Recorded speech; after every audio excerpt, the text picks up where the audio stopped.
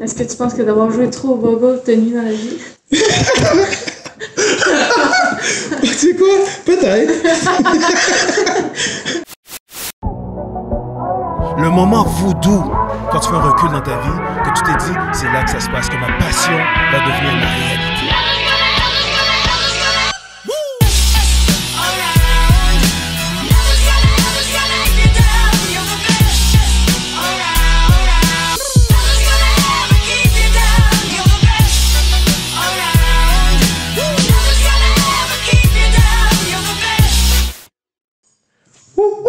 Le rendez-vous du voodoo avec le Black Voodoo X. Aujourd'hui, on fait ça en vitesse spéciale spatiale.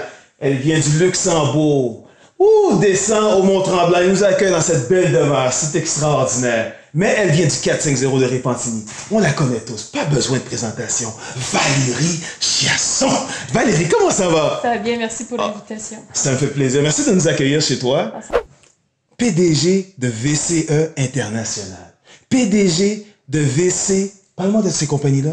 En fait, moi, j'ai commencé très très jeune dans l'entrepreneuriat, comme plusieurs savent. Donc, à 16 ans, j'ai cherché des idées pour partir ma première compagnie. Puis, naturellement, à 20 ans, j'ai commencé justement à développer la première idée avec VCE Automarketing, dans laquelle je suis devenue internationale dans la première année de business.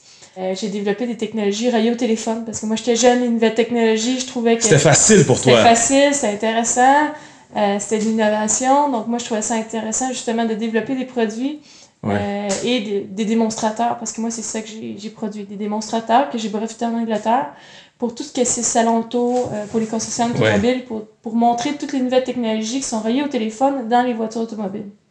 3 mots qui te décrivent qui est Valérie Chiasson. Je suis curieux de savoir ces 3 mots-là qui te décrivent. Ben, en fait, les 3 mots, là, c'est passionné, la détermination puis le caractère. Parce que ça prend ces 3 choses-là pour arriver à faire le sport que je fais, de devenir athlète, mais aussi d'être performant aussi en business. Puis c'est prouvé, hein.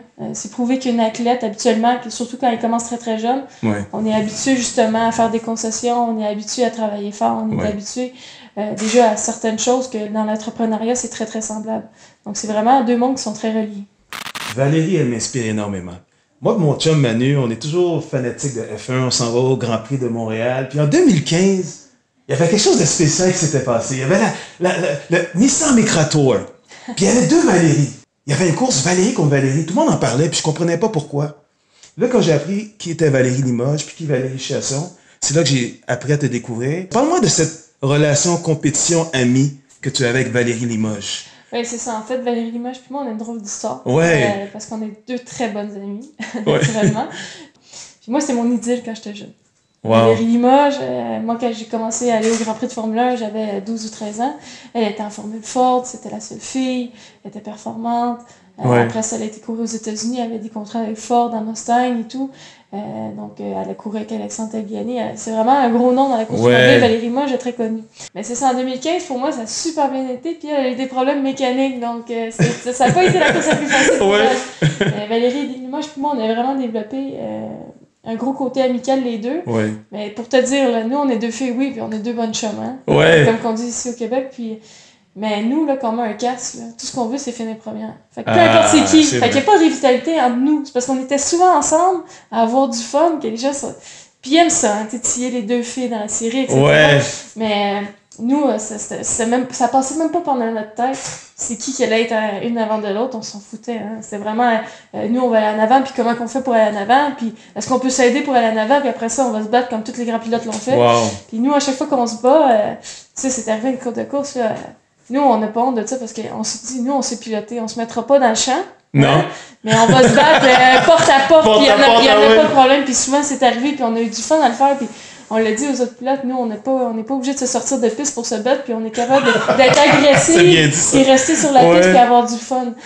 Puis ce que je veux souligner, tu l'as pas mentionné, mais tu es la première femme à avoir un podium sur le circuit Gilles Villeneuve dans un Grand Prix. Oui, en 2015... Ça, c'est un wow, là. Moi, j'étais là, j'étais présent. Oui, c'est ça, quand tu m'as découvert. En fait, c'est ça. J'étais la première fille officiellement à faire un podium. Qu'est-ce que ça veut dire? C'est que sur le line-up de 28 voitures, j'étais 3e. Pas 3e des filles, pas 3e des masters, pas 3e des jeunes pilotes. J'étais 3e au classement total. Ça, vraiment, ça fait l'histoire naturellement. Mais pour moi, c'était juste de vivre le podium au circuit Gilles Villeneuve parce que ça, c'est extraordinaire. Quelle belle tournée. Parle-moi de la relation, parle-moi de l'histoire Porsche. Bon, c'est une série officielle Porsche. Ouais. Donc, c'est des voitures qui viennent d'Allemagne, fabriquées par Porsche. C'est que des voitures de course. Donc, on appelle ça des GT3 Cup Car. Ouais. Donc, c'est pas des voitures de rue, naturellement. Il n'y a rien à voir avec les voitures de rue. Il y a toutes les dernières technologies aussi qui sont bien plus avancées que les voitures de rue. Ouais. Et c'est des voitures qui sont extrêmement performantes, mais qui sont achetées par des concessions ou des groupes de concessions au Canada. Donc, moi, Mark Marders cette année, qui m'a appuyé cette année. Donc, c'est un gros groupe que même eux, ils en ont 4. Donc, eux, ils ont une équipe de course. Ils ont 4 voitures Cup Car, puis ils choisissent leurs pilotes. Donc, j'ai été une des pilotes choisis cette année. Je les adore. Pour moi, c'est comme une famille. Ouais. Donc, c'est un regroupement de concessions. Ils ont plusieurs concessions. Ils ont des Audi, ils ont des Porsche et autres marques à Ottawa. Oui, qu'est-ce qui a fait que tu penses qu'ils ont dit « Valérie, c'est avec toi qu'on veut faire affaire » ?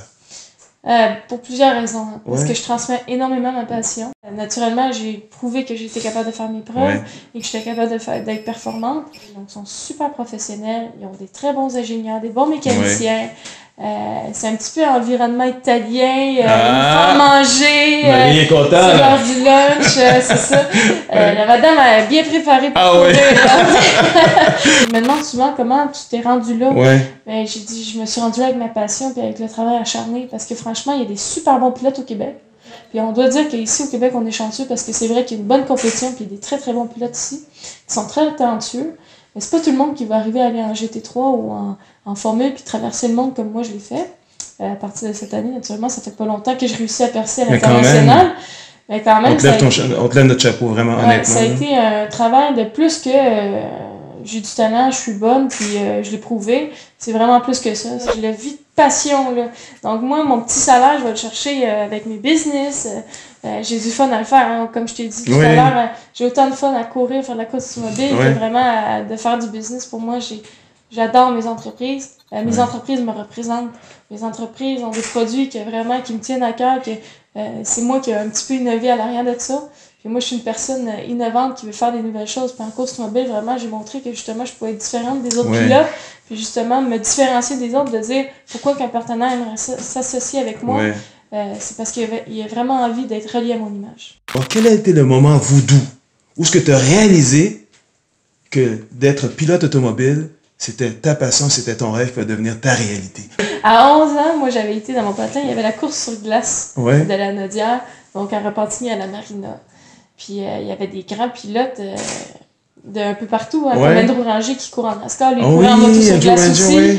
Donc c'était tous des jeunes que moi je voyais courir puis en moto sur glace, puis moi c'était quelque chose qui m'attirait. Là. Je sais pas pourquoi, hein. Ça c'est des feelings, c'est vraiment... Ben, moi je suis une personne de feeling aussi. J'avais le feeling que ça m'attirait, j'en ai envie de l'essayer. Donc après ça, mon père m'a dit trouve quelque chose que 4 roues, hein. Tu briseras pas les 2 épaules et la colonne vertébrale avec. Donc j'ai commencé en karting l'année d'après. Puis j'ai continué en location, comme tout le monde. Hein? Monsieur tout le monde, il commence à faire du cadre de location. Moi, mon père, je voulais qu'il m'emmène à chaque semaine. J'avais mon petit moment, là, une fois par semaine, j'allais au karting de location.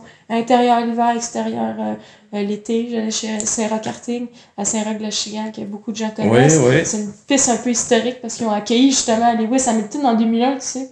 Et Lewis Hamilton, il faisait des championnats du monde de karting. Puis c'est Nico Rosberg aussi. Ils sont tous venus là en 2001, ils vont tous passer par là. Donc pour moi, j'ai commencé à partir de là. Puis en 2003, j'ai commencé mes premières courses professionnelles nationales en karting. On essaie, on conduit, on apprend les premières techniques. Puis après ça, on choisit vers où on va aller. Moi, j'ai été vers le GT. C'est pour ça que je me suis ramassée vers le GT3 en Porsche.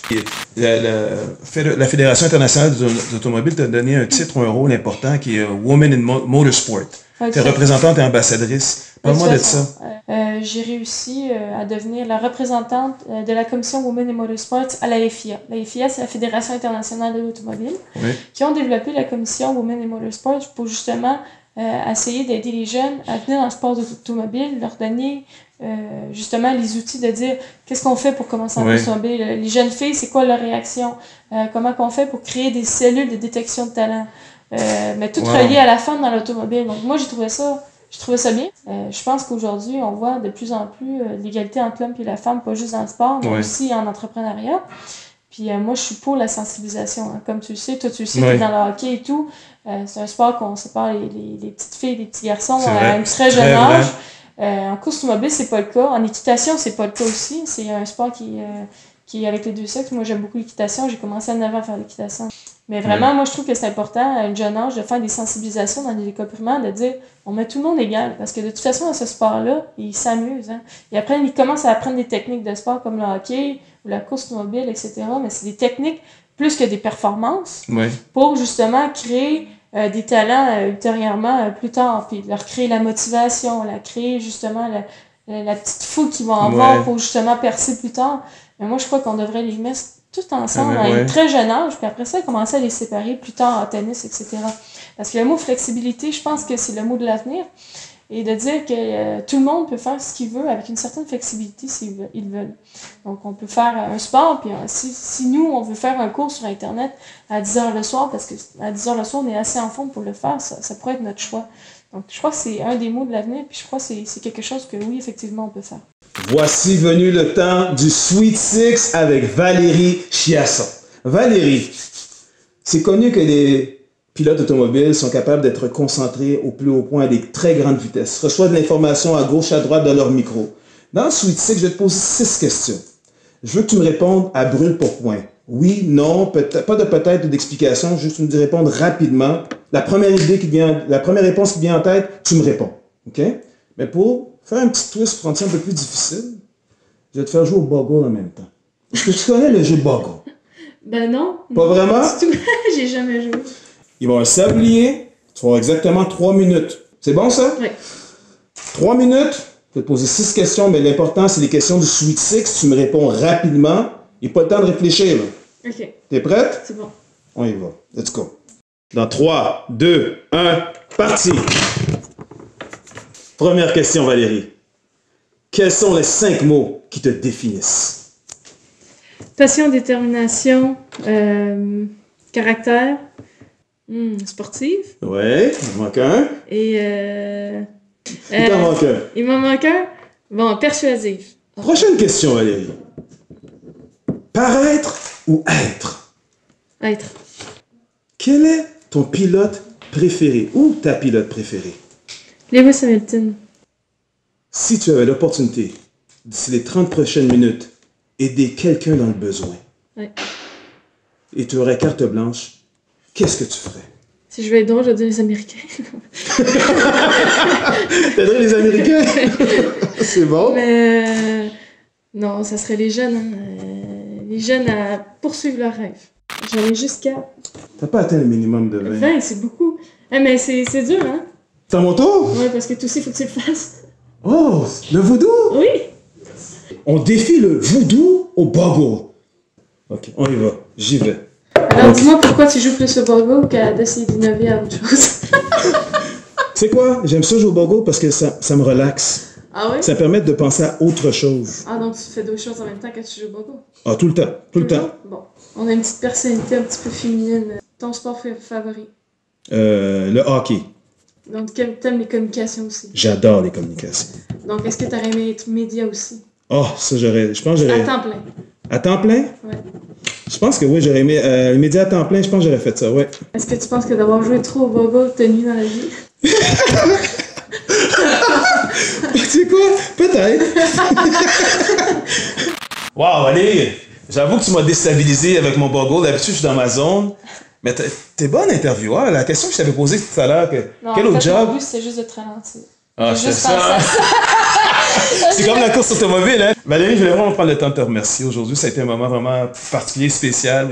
Puis je me suis senti beaucoup inspiré. Je l'ai répété à quelques reprises, mais je me suis senti vraiment inspiré. Pas simplement pour moi, mais je pense à mes enfants, je pense à mes jeunes. Puis quand tu parles de l'entrepreneuriat, l'entrepreneurship, d'avoir le courage de ses convictions, d'avoir le courage de suivre ses idées. Et je le sens par tes entreprises, que ce soit VB Marketing, que ce soit comme pilote de course. Tu as commencé très jeune, à 16 ans, tu avais déjà l'idée de certaines business. Ça, pour nos auditeurs, ça va être très inspirant, Valérie. Et pour te remercier et t'offrir ce gage de remerciement, plutôt, je devrais dire, j'ai toujours quelque chose de voodoo pour les invités. Voici pour toi. Wow, merci. Bon, on voit ici, c'est personnalisé à moi, donc c'est super chouette. Ah, Oh, wow! Ça, c'est vraiment surprenant. Là, je suis surprise. Oui? Là, il y a du talent ici. Là. Il y a un artiste qui a fait mon image avec ma poche sur un verre. Wow! Hey, c'est vraiment toute la collection. Ah oui. Franchement, c'est un super beau cadeau. J'ai vraiment des fans un peu partout dans le monde qui m'ont offert des cadeaux, mais lui, ça, vraiment, c'est la première fois avec mon casque. Ah oui, excellent. Merci. Les rendez-vous du voodoo, One Love.